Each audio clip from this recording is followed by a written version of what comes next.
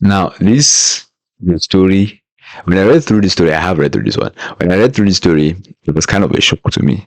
I was like, I knew I was going generally, but let's go through it together. So basically, this couple, male and female, because these days you have to specify, right? So so basically, this couple were sexually assaulted by another couple. So they decided to share it. This happened a year ago. But before I want to mention that my husband is okay with this story being shared. All right, thanks. We are in therapy and we came to terms with what happened, realizing we can't change it regardless of how messed up and nearly destroyed our relationship. By the way, English isn't my native language, so I apologize if I mess something up. All right. About a year ago, I and my husband were invited by this couple. The man was a colleague of my husband and he invited us over for dinner. We always thought it would be a nice thing to be friends with another couple. So we agreed. When we got there, I noticed that him and his wife were acting kind of weird. They were nice, almost too nice, if you understand. And they were constantly insisting that we drink some alcohol. Red flag number one, like generally. From an African perspective, or from where we thought right going home, any person, the mindset which was given is if somebody forces you to do something, especially when it comes to something, if somebody keeps, let me say, if not forcing, but keeps insisting for you to probably take something, eat something, drink something, then don't. So basically, if I was in this situation, oh no, drink something. Oh yeah, drink something. All the rest, I'll be like, nah, I'm fine.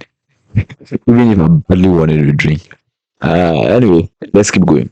I told my husband that he could drink, but I won't because someone has to drive us home. Very good, very good. This is already a lesson. Just from here, it already is a lesson to individuals who go out. Like for example, if you go out with friends, if four friends, especially here in the States, drinking while drunk put you in trouble. So, and not just putting you in trouble, it's also dangerous for all of the other individuals who are sharing this road with you. So let's keep acting. Let's try as much as possible to keep acting responsibly. All right, this is where we find ourselves. It's a wise decision to always have one person. If you go out in a group and everybody drinks, it's a wise decision to have at least one person who doesn't drink. So basically, if you have a friend who never drinks and you guys want to go out in a team and everybody wants to drink, invite that friend over so that he can just watch you guys drink and then drive you guys over. Or basically, you can just take an Uber. A good option. Anyway, the two looked at each other. So, like I said, this is just after she has told her husband that, all right, you can go along and drink. You can go ahead and drink. I'm not going to drink since I'm going to drive us home. All right. Great. She taking one for the team. The two looked at each other and then said, it's not a problem. They could bring me a soft drink. We know where this is going. I agreed. And we talked to each other for a few hours. When our drink was empty, they offered us more. And at some point, I thought it was just paranoid that they were really, really nice. But when we drank the last drink, we both realized that something was off. I looked at him and my vision started to get blurry. I felt dizzy. And I could tell from his face he felt the same. The two looked at us, smiling, somehow weirdly, and then everything went black. This is basically the movies. This is basically a movie. This is a real life movie scene. How creepy does it have to be? Now, okay, first of all, after successfully dogging these guys, you're literally looking at them doze off, just laughing, smiling, knowing that all right, we can commence our plans. They are wild. They are literally wild, weird people out here. But anyway, let's go ahead. I didn't remember much. I just woke up for a few seconds to the other couple's husband being on top of me naked, and I saw my husband laying next to me with his wife on top of him. He didn't move a muscle, and then I lost consciousness again. I was woken up by my husband who told me to get out of here. We laid between them and they were naked and they slept. Our clothes laid next to the bed. We quickly grabbed them and silently left the place. It still felt dizzy. Until then, we were still so messed up that we didn't actually realize what just happened. We just wanted to get out of there. Only when we sat in the car, we slowly started to understand. We couldn't look at each other. The ride home was awkward. When we got home, we talked about it and decided to press charges for sexual assault. Then, the absurd thing is, they actually sent photos afterwards. They unironically thought we were okay with it and sent us photos of them sexually assaulting us, saying how much fun last night was. Now, how number one, how can they even think that it was okay? Now, let's say this. If this is not just sick behavior and people who probably generally have lost their minds, why would you send evidence? Like literally. Because number one, I could never have been okay with it. I'm putting myself in the shoes of these molesters if they were thinking properly. You already have dropped them. They did not know it was your plan. And then you've done the act. Instead of remaining quiet, no, you send photos. It's basically like these individuals who generally, let's say, people who, a lot of sexual molesters, whether it is the people who are sleeping with young children or whoever it may be, many of them have even been caught just based on the fact that they kept evidence. like literally, the fact that they kept evidence of themselves has literally been their own doing. And basically, it's the same situation. I literally don't get it. I literally don't get why you're committing an act which you 100% know is against the law and can literally put you in a lot of trouble. You keep a record of it. Just many times it's just for pleasure. Now, the psychological perspective towards it, psychologists can go towards detailing it and all of that. But it just makes no sense to incriminate yourself. Seriously, it makes no freaking sense. Anyway, we didn't reply to that and we just saved it for proof. Thanks to their own stupidity, we won the case. Of course, with this proof, there was no denying it, even though they tried. Exactly, bro.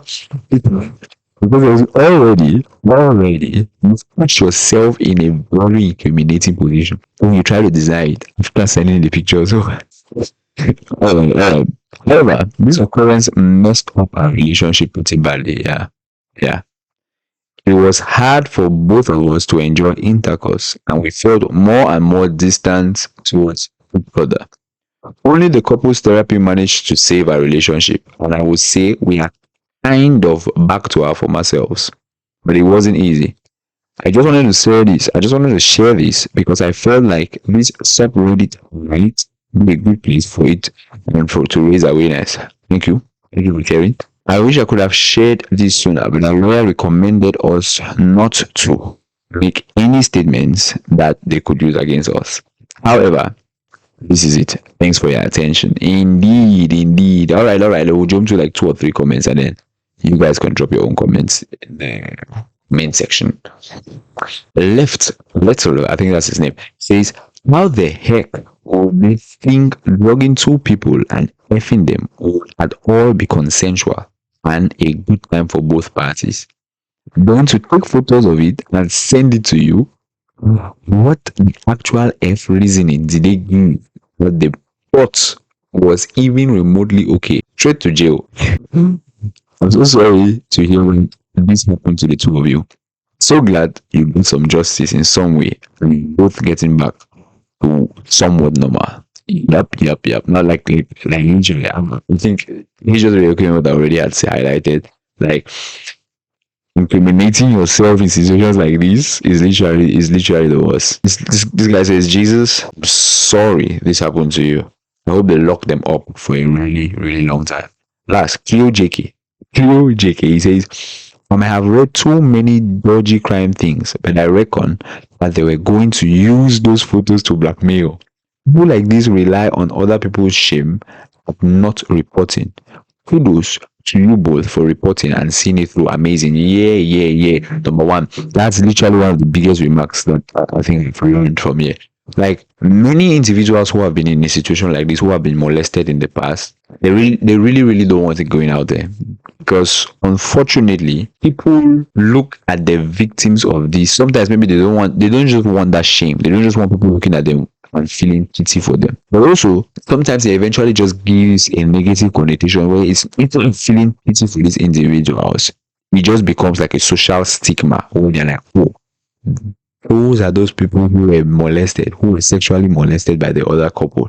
So instead of just it being something where people are just empathetic and be like, oh, I'm really sorry for what happened, and leaving it at that, no, we drag it on and then we identify who by that particular activity, which you went through, which is quite sad, I would say, from a societal perspective. It's quite sad because that mindset, I think, is one of the things which has caused a lot of people, rather than going out and actually bringing to light these things which are done in the dark, and they choose to keep it in the dark because they don't want this social image to be given to them by the individuals who eventually get to learn of what eventually happened in the dark. So that's one lesson. I think as much as possible, we as receivers of this information should try as much as possible just to keep it at the empathetic level where you just understand the story, you learn a lesson from it, and you're empathetic towards the persons who were eventually the victims to the situation, and end at that.